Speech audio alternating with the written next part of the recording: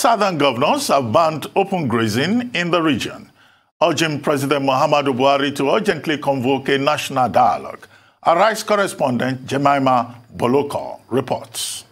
The rising insecurity across Nigeria and calls by groups, especially in the south, for a division of the country has got the 17 southern governors meeting in Asaba, the Delta State capital. The governors, after deliberating on topical issues facing the country, resolved that Nigeria remains indivisible while restating their ban on open grazing by herdsmen to reduce insecurity. Consequently, the meeting resolved that open grazing of cattle be banned across southern Nigeria. 3. The meeting noted that development and population growth has put pressure on available land and increased the prospect of conflict between migrant herders and local population in the south. Given this scenario, it becomes imperative to enforce the ban on open grazing in the south, including cattle movement to south by foot. The meeting recommended that the federal government should support willing states to develop alternative and modern livestock management system. The Southwest, the South-South and the Southeast governors also resolved that the country's progress requires that urgent and bold steps be taken to immediately restructure the Nigerian Federation to allow for the state police and a review of the revenue allocation formula in favor of states, among the evolution of other powers. That the progress of the nation requires that urgent and bold steps be taken to restructure the Nigerian Federation, leading to the evolution of state police, review of revenue formula in favor of subnationals, and creation of other institutions which legitimately advance our commitment to and practice of true federalism.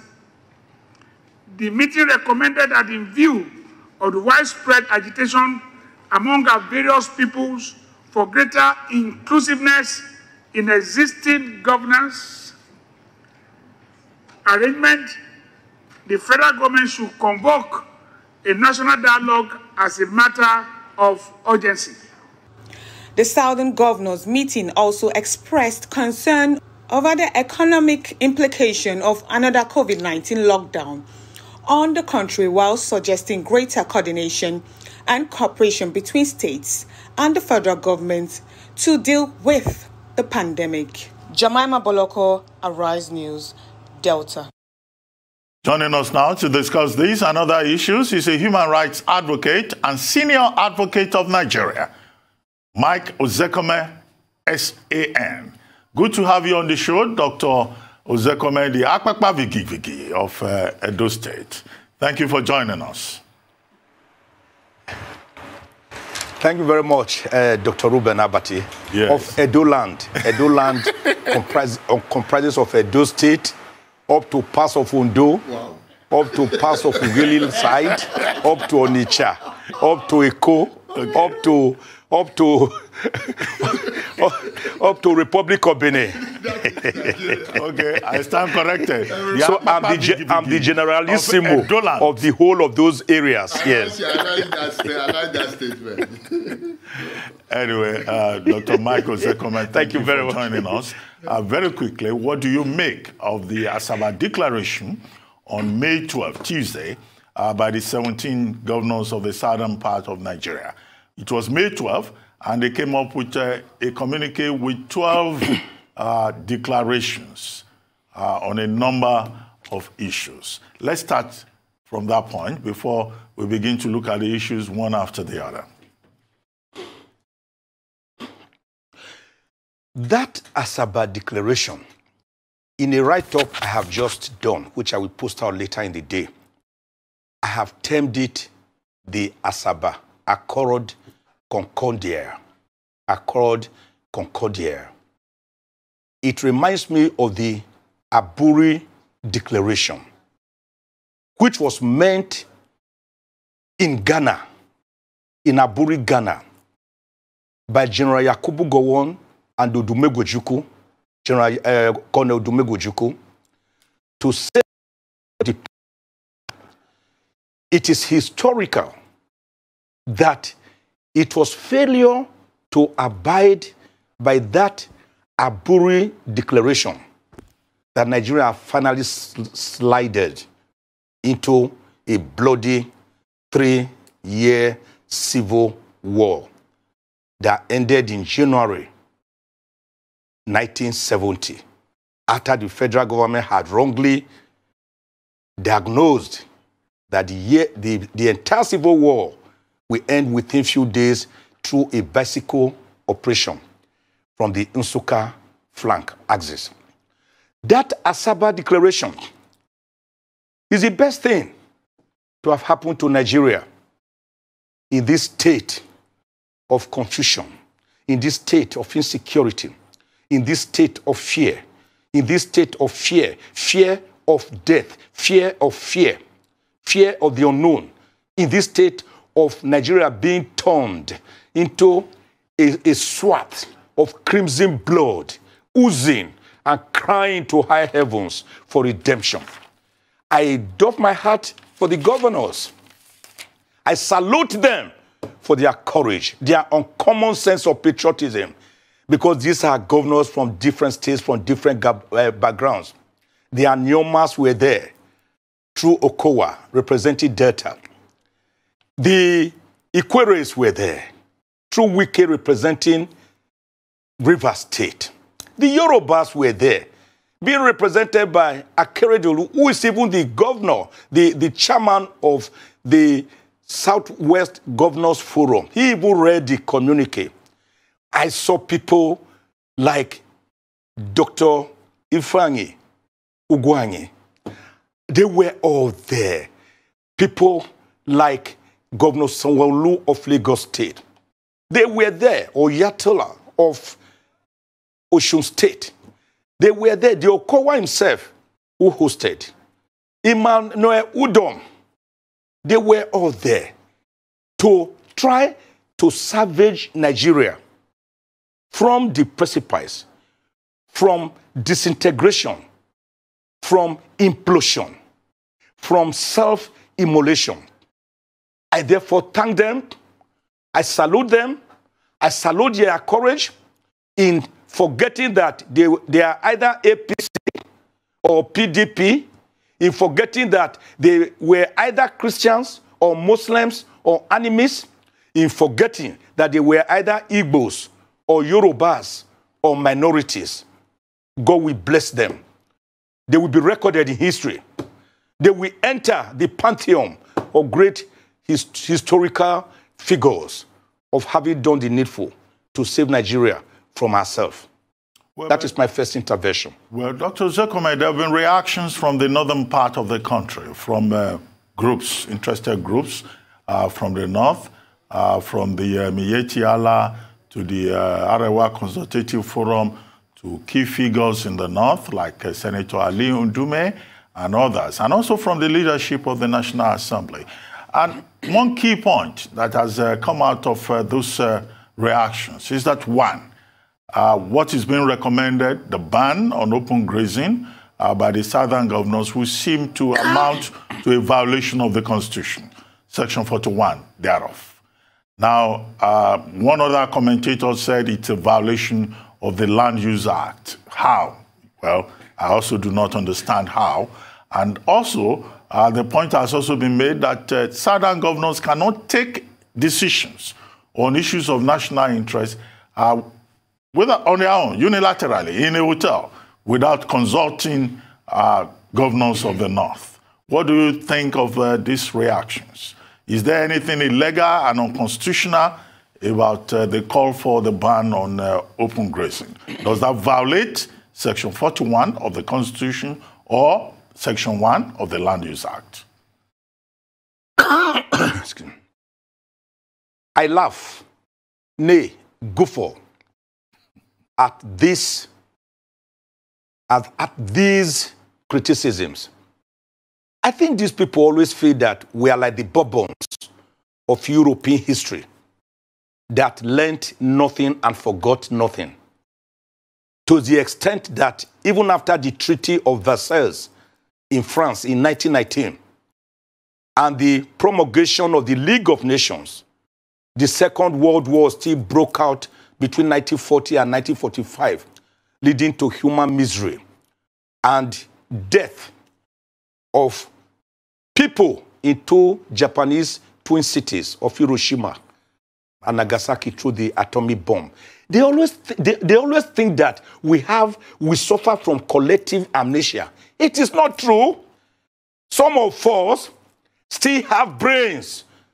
Even if you have castrated most Nigerians, some of them still have balls. I have balls. We can still talk. You can silence us. On the 9th of February this year, the northern governors, and listen to this, the northern governors met through virtual meeting. They were the first to throw in the bombshell that open cattle grazing or night grazing and using underage people was no longer the norm of the world, that we were leaving behind times, that they should now begin to look at the issue of ranching, and that from now onwards, they were all determined to ensure that they stop cattle grazing, open cattle grazing, and trekking of Fulanis on the streets of Nigeria. They took that decision. Based on that decision of the Northern Governors Conference or body, 2 days later, on the 11th of February, the entire Nigerian Governors Forum met virtually and agreed with the Northern Governors Forum, who had actually called on the entire Governors Forum to do something, agreed with them that it was high time that open cattle grazing be stopped immediately. And these decisions were subscribed to by all and sundry. Senator Bala Mohammed, the cerebral governor of Bauchi State, has since come out openly to say it was now antiquated and primordial, the activity of cattle grazing along streets, along farms. Governor Umar Ganduje of Kano State has since come out openly to say open cattle grazing was no longer in currency and that they should all abolish it.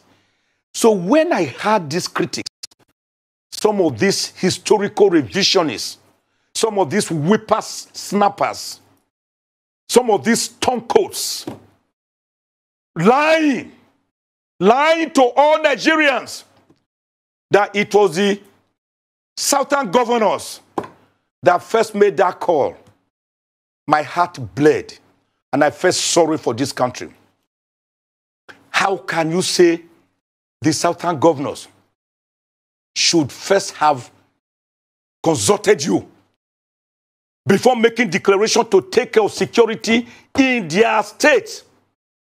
When the Constitution, Section 47, Section 52, Section 14.2, Section 176.6, Section 11.2, 1 and 2, have, in fact, Sections 214, 215, and 216 of the Constitution of Nigeria of 1999 have put the burden on state governors as the chief security officers of their states and their houses of assembly can make laws for the peace, order, and good government of their countries, of their states.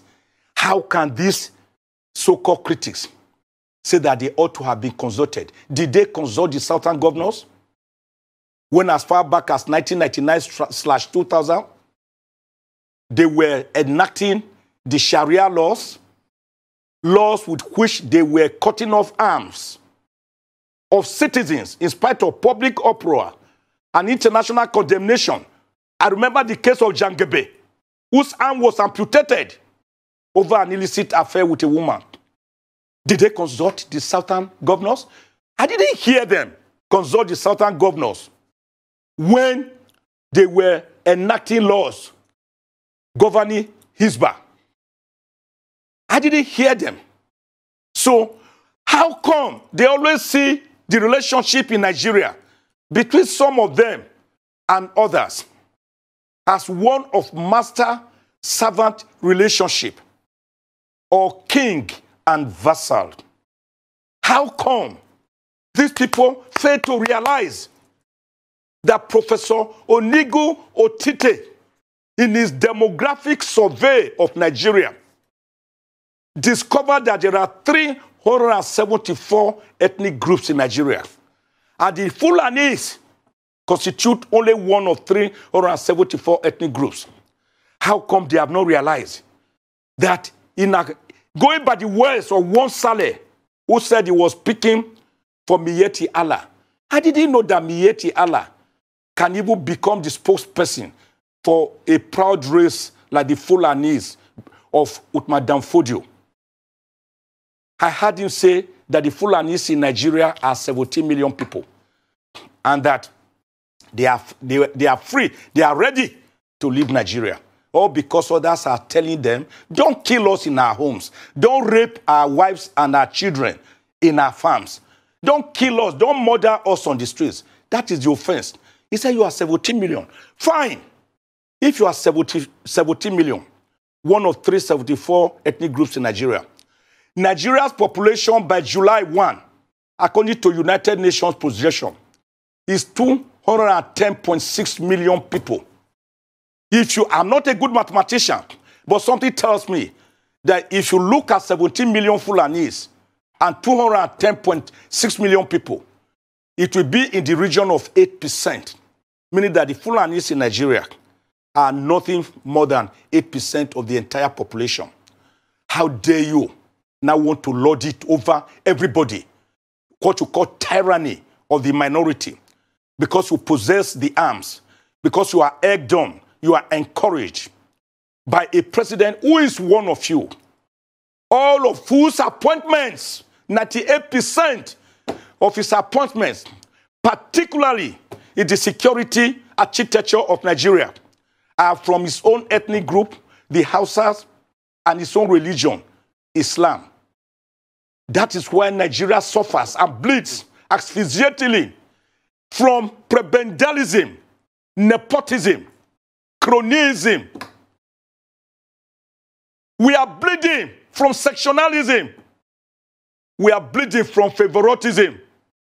We are bleeding from cluelessness, from opaqueness. How dare they say that?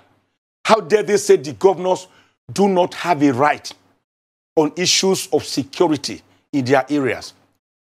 Dr. Ruben, I've heard many people talk about individual rights that you also mentioned. I agree with you.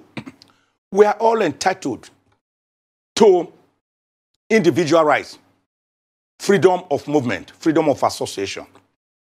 This right has even also been recognized by the African Charter on Human and People's Rights. It has also been recognized by the Universal Declaration of Human Rights and by the European Covenant on Human Rights. I agree. You can move about freely. But the authorities, the Supreme Court authorities, Court of Appeal authorities and Supreme Court authorities, is yes, you are free to assemble and move about freely. But this right is derogable under Section 44 of the Constitution. You can derogate from this right in the interest of public order, public security, public peace, and public morality. So that individual rights, therefore, should be subsumed within the larger rights of other Nigerians and other stakeholders, and in deference to the security of that state. So that argument, therefore, is of no moment It cannot fly. These are people who do not even bother to do rigorous reasoning and interrogate issues logically and intellectually. So when I hear them mount some of these inanities, my heart bleeds. And I say, Nigeria, where art thou? Nigeria, we hate thee. Indeed, God has been a Nigerian.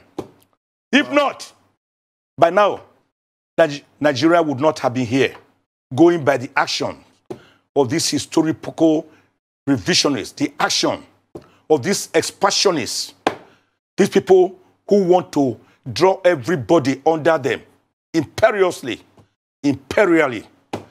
These people want to play the Adolf Hitler of Nigeria. Well, let me tell you, it is too late in the day. Nigerians will not agree.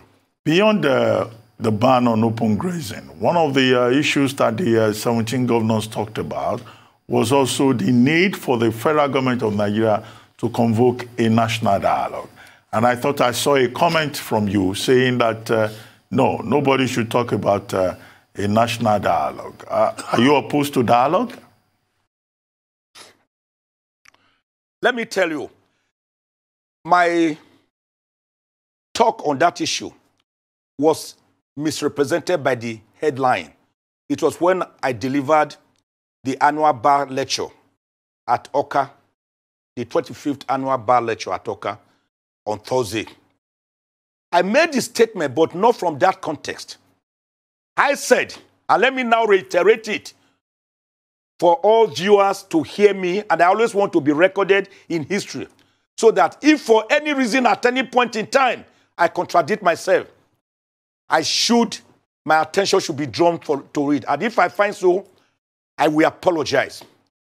What I said, and which I now repeat, is that the governors meant well in asking for convocation of a national dialogue. They call it a national dialogue.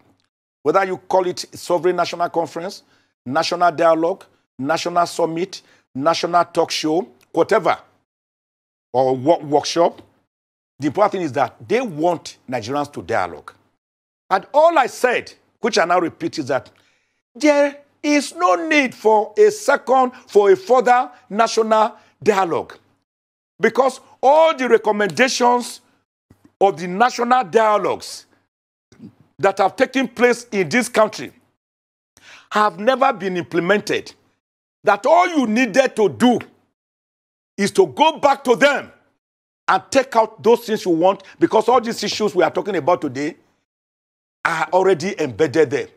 Dr. Ruben Abati, I was at the 2005 National Political Conference, convoked by Chief Olusegun Obasanjo. I headed the subgroup of the civil society. In 2009, I was at the Vision 2009, convoked by Alhaji Umaru Shehu Yaradua. God bless the soul of that great statesman who did not live long enough to actualize a better Nigeria that he had envisaged. I was present as a federal government delegate at the 2014 National Conference, headed by the late Justice Idris Legbo Kutugi, with his deputy being Professor Bolaji Akiyemi, that intellectual prodigy, that iconic Nigerian. I was there. And with all humility, let me say this, not with a view to beefing up my image. The leadership of that conference pronounced me the Cicero of the 2014 National Conference. I tell you, Ruben, over 200 decisions were arrived at that conference. There were 492 members drawn from across all strata of Nigeria. We sat for about 6 months. There were times, there were cases of near pugilism, near fisticuffs, near physical fightings. There were times we had to do horse trading. The members were drawn from the civil society, elder statesmen and elder stateswomen, market men, market women, the youth, the students, the physically challenged, professional groups, lawyers, medical association, the private sector, government sector, diplomatic corps, the police, the military, traditional rulers, even the hoi poly, the common man and woman, the transfanous wretched of the earth, were given a slot. It was convoked by Dr. Goodluck Ebele Jonathan. And I remember we were sworn in on the 12th of March, 2014. That great Nigerian, whose efforts were watered down and undermined, and we are seeing the consequences. That man who said, my ambition is not worth the blood, the drop of blood of any Nigerian. And after arriving at all the recommendations, we gave them to President Jonathan, who sent them to the National Assembly about July 2014. Of course, you all know that shortly after that, electioneering started until 2015 February when elections were held. This government of APC, during their campaigns, made it clear that they will do devolution of powers. They will restructure the country. 2 years ago, they also set up a committee headed by Governor El-Rufai of Kaduna State, which also recommended restructuring, urgent need for restructuring. But this government has nicodemously, very disingenuously, refused to touch these recommendations with a 10-foot pole. That was why I said, you don't need another national conference. With lack of time, it will lead to dissipation of energy, of resources, of time, of unnecessary acrimony will be generated. The device of religion, of linguistics, of ethnic groupings. Everybody will be saying, why this, why that? I say, you only need to go into that conference report, and you will see that all the challenges we are facing today, all recommendations are already embedded there. The only thing, Dr. Abati, that you may say in that conference is no longer necessary. By the way, let me tell you that that conference recommended state police, community policing. National Assembly should either be unicameral, not bicameral, or in fact, they should sit on part-time basis. They recommended a hybrid of presidentialism and Westministerial system of government so that some of the ministers, including the vice president, should come from parliament, from the legislature. They recommended independent candidature. They touched the issue of revenue allocation, resource control. We did everything after 6 months of talk show. So I didn't therefore see the need, even though the governors meant well, for another dialogue. Because what they are looking for, as we always say in the common parlance, in Sokoto, is already in Sokoto, trouser. We should not pretend, as the government is doing now, to be like the Chichi Dodo bird, the Chichi Dodo. I know you are literally giant, yes. Dr. Abati. You know about that Chichi Dodo bird. Envisaged by Professor Ayi Kweyama. God bless you. In his epic, in his nullus secundus novel, The Beautiful Ones Are Not Yet Born. The Chichi Dodo bird hates human excrement with all his soul and heart. But do you know what? His food is maggots that wriggle out of decaying human excrement. In other words, it is like saying you do not like beans. You hate beans with all your heart. But your best food is moi and akara. It is an attempt to deny that Hamlet is the Prince of Denmark. It is an attempt to say that 6 is now different from half a dozen. If this government is really serious about Nigeria being together, instead of being a piece of geographical expression, as Obafemi Awolowo once put it in his book, and as being a piece of historical accident, as Amadou Bello, the Sedana of Sokoto, once put it, they should go back to that 2014 National Conference, and they will see that we don't need to look too far to put our act together. Otherwise, let me warn, let nobody deceive himself. Break up may not necessarily be immediate. It could be instrumental. Where is, Ruben, where is Pakistan, India, and Bangladesh? Don't you know they were once together? Court of Eritrea and Ethiopia. Court of Sudan and Southern Sudan. Court of the former USSR, the Union of Soviet Socialist Republic. Do you know how many countries, independent countries, they broke into? Go to small Rwanda here. I was here about two weeks ago.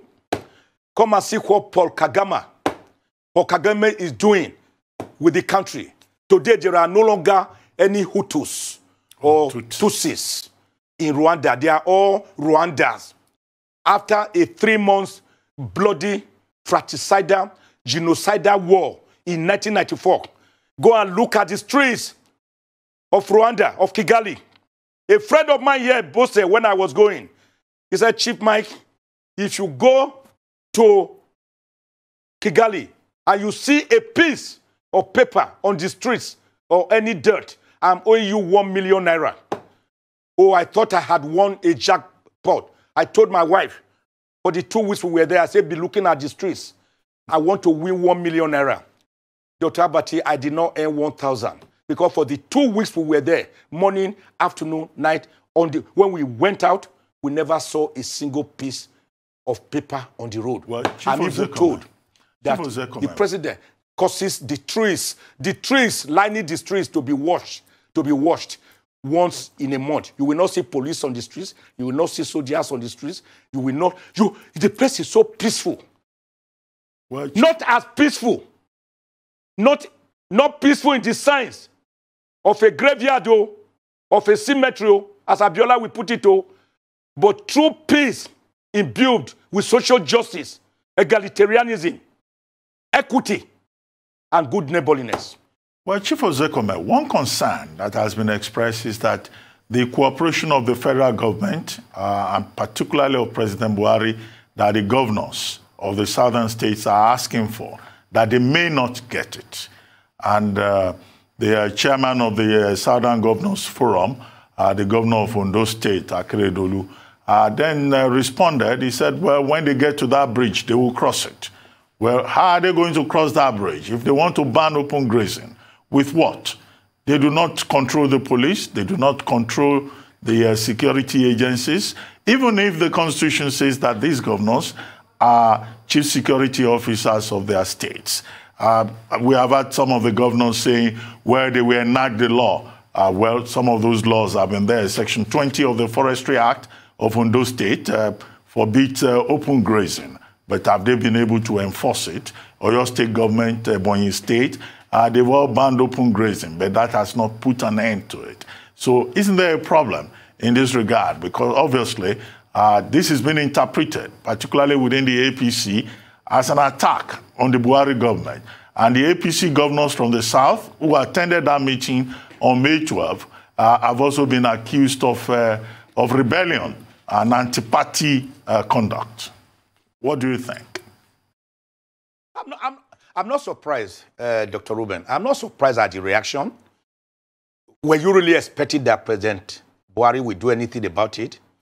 If you expect that, then I should also expect that I'm no longer an Wepawano person from Ivukwe, near Agenebodo in Esako East local government area.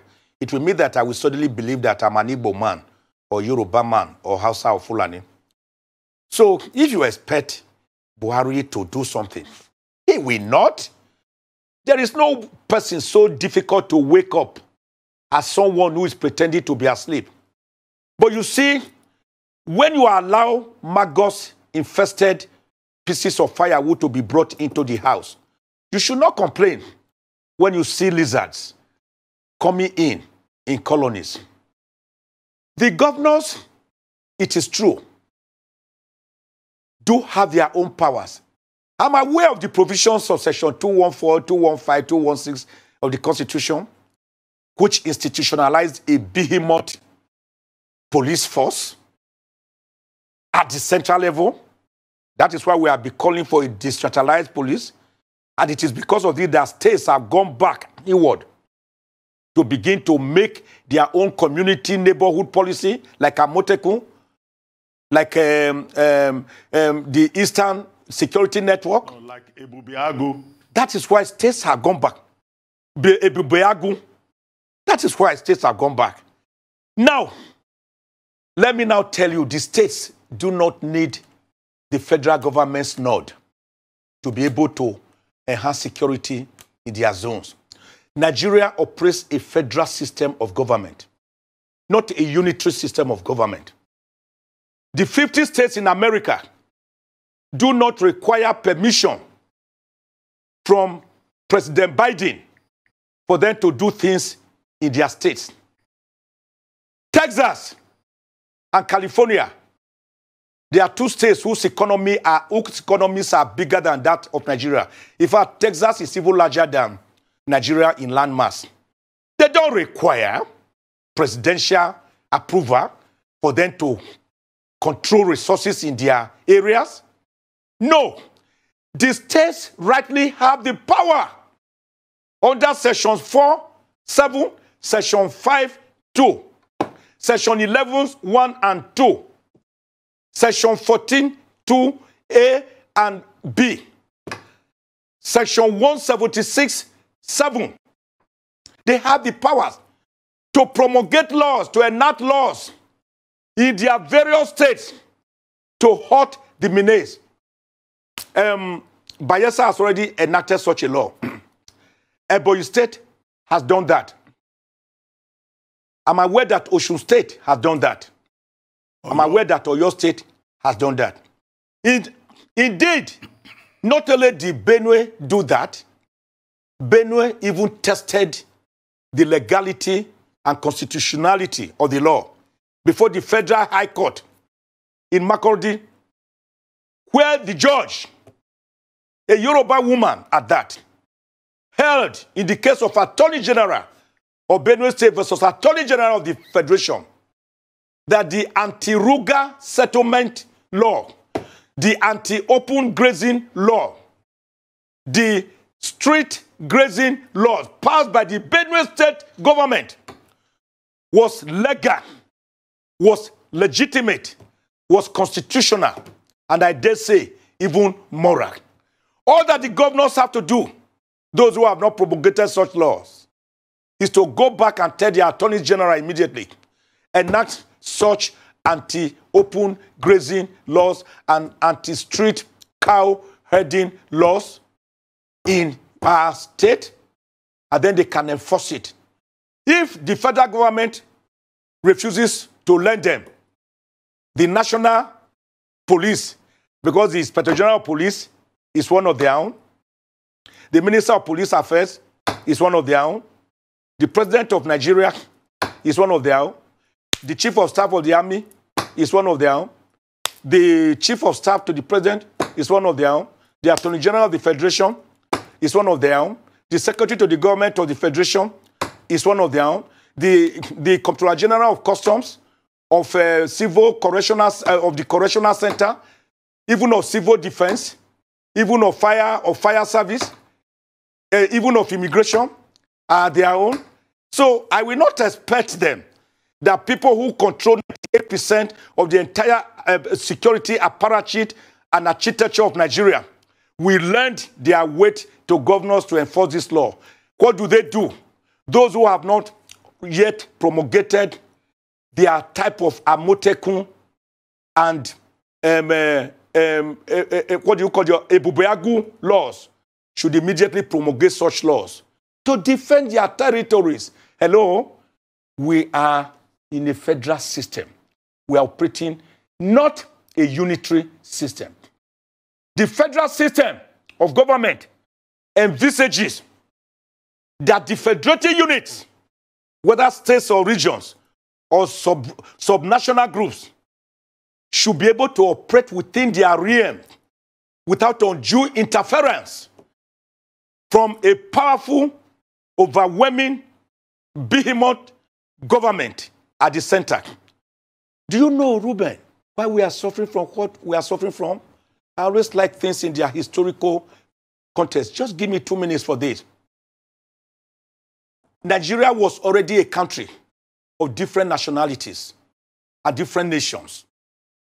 You had the Oyo Empire. You had the Kane Bonu Empire. You had the Hausa city-states. You had the Igbo city-states. Didn't you hear of Nana, King Nana of Ichekiri? Didn't you hear of King Kosoko? Didn't you hear of Oba Oborami Nogbaisi? The man who in 1897 put away the British invaders, which led to the British punitive expedition in 1897. Didn't you hear of Jaja of Opobo? Haven't you read about Madame Moremi? Did you hear of Queen Idia, Queen Amina?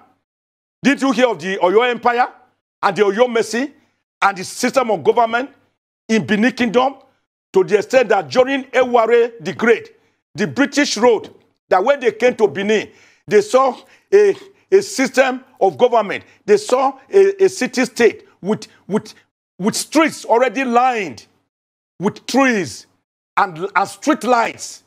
Have you not read that?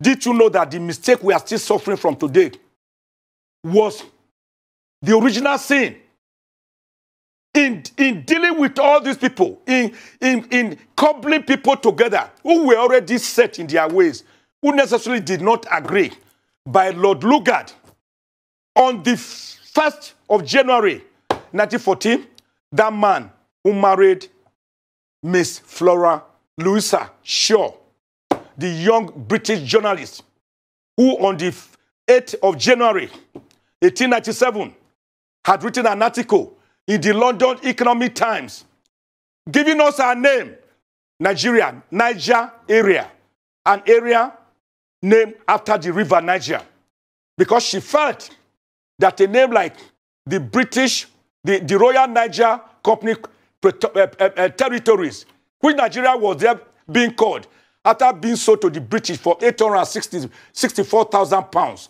that the name was too long for a country.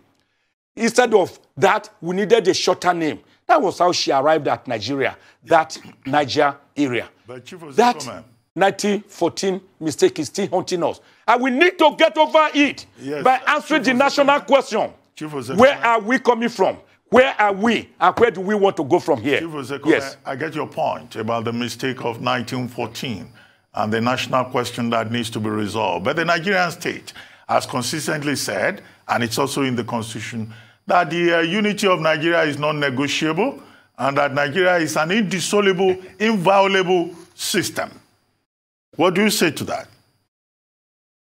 Because what it means is that if you want to renegotiate that mistake of 1914, as many people refer to it, the Nigerian state is not going to allow that to happen. That is the mistake we are continuously making. And for as long as that mistake continues to linger, without us trying to treat leprosy with drugs meant for leprosy, but attempting to treat it with mere palliative drug meant for eczema, for so long are we going to suffer it. Ruben, that stance is fake. That stance cannot fly. If a tree in your compound is breaking your walls, what do? Do you chop off the branches? If you merely chop off the branches, they will grow back and the roots will continue to destroy your walls more. And the patches you have given to the wall will open up more into chaos and gullies. What do? You go to the taproot of the tree and exhume it and cut it off. Then the tree will stop growing and then you will have peace. So, Nigeria, don't them not be saying that. Nigeria is dissoluble, is divisible. That is the lie they told us in the present preamble to the 1999 Constitution, which was made and imposed on Nigerians by the 28 members of the Provisional Ruling Council, headed by General Abdulsalam Abubakar. That was a constitution which is actually Decree number 24 of 1999, under which elections were held, and the president sworn in even before Nigerians saw the constitution. Do you not know that the method by which a constitution comes into being, the process, is even more important than the contents of a constitution? A constitution to be legitimate must be autochthonous. It must be homegrown. It must derive directly from the people. It must come from the assent of the people. It must be indigenous. Once you do not do that, then it is a fake constitution, and their pronouncement is based on that preamble. Didn't you know that we have gone through this birth pangs? The 1922 Clifford Constitution, the 1946 Arthur Richards Constitution, the 1951 McPherson Constitution, the 1954 Little 2 Constitution, the 1960 Independence Constitution, the 1963 Republican Constitution, the 1979 Obasanjo Military Constitution, the 1989 Unused IBB Constitution, the 1995 Unused Abacha Constitution, then the present Constitution, which is actually a decree, number 24. No matter how you amend this Constitution, I see them amending. Amendments plus amendments times amendments will still come to zero because the Constitution is not indigenous, it's not autochthonous. So the people have not bought into it. A Constitution must be owned by the people. That was why, on the 10th of August, 1963, the Midwest region, through a popular plebiscite, were able to leave Western region, and they owned their Constitution. Then the Western region owned their Constitution. The Northern region owned their Constitution. The Eastern region owned their Constitution. But there was a Constitution at the center, which was overridden to the extent that any provision of a regional constitution that was inconsistent with that at the center, then that provision at the center would prevail. That was true democracy that we operated in Nigeria up to and including 15th of January, 1966, when Major Kaduna Nzogu Chukwuma Ademolegu and Ifajuna and others played out the first military purge before the counter coup of July 7, 1966, that brought about 32-year-old bachelor called Yakubu Gowon to be the president or the head of state of Nigeria. Today at 32, he was just 32. Today at 32, Nigerians are still struggling to pass through the university, which when they finish, they will not get jobs. Dr. Matiumbu was Minister of Foreign Affairs at the age of 24, 25. King Alfred Jete Spiff was governor of the Den River State at the age of May 27. Dr. Samuel Ogbemudia was governor at the age of less than 30. If you do not prospectively look at these issues and solve them by looking at the past to get solutions, we are only postponing the evil day.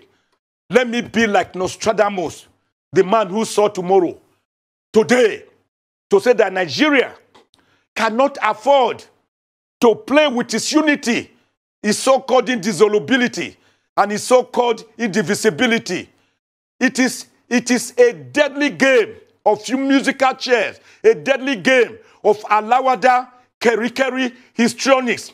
It is a lie in itself. It is an invitation to chaos and anarchy. It is a lie from the pit of hell. It cannot sustain us. What can sustain us is restructuring what we call true fiscal federalism. True fiscal federalism. Let every state produce what it can consume and consume what it produces. Let us not act with Professor Claude Ake's economic theory of a disarticulate economy where we produce what we do not consume and consume what we do not produce.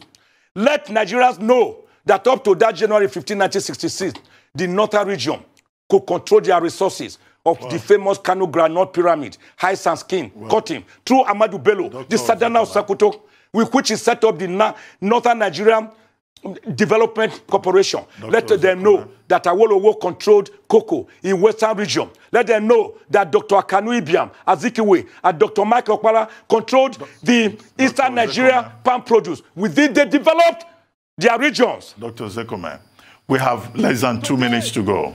Abati, yes. Today, Today, Nigerians, all the commissioners for finance go to Abuja at the end of every month under Section 162 of the Constitution to go and take handouts. Well, Dr. Ozekohome, we have just about 2 minutes to go. Very quickly, what are your worst fears about the future? Some Nigerians are even saying that as we move towards 2023, with the security situation in the country today, that 2023 general election may not even take place. What's your take on that? Very briefly, 1 minute, in 1 minute, if you can manage that. Very quickly, I'm afraid and I'm scared for Nigeria as regards 2023 because Nigerians do not practice democracy, they practice elections.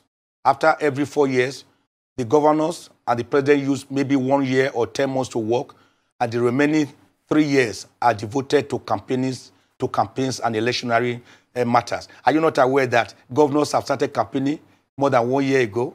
We are not practicing. We are not practicing democracy. We are practicing elections. We are practicing campaigns. We are practicing come and chop politics, amala politics. I only wish Nigeria good luck, but I'm scared for Nigeria. But I know God has always been in Nigeria. That same God who tells us in Lamentation 3:37, who is it that speaketh and it come to pass? If God has not commanded it, that same God will be there for Nigeria. God bless Nigeria. On that note, the Akpakpa Vigigvigi of Edo Land, we want to thank you very much for joining us on this Day Live, the Sunday talk show today.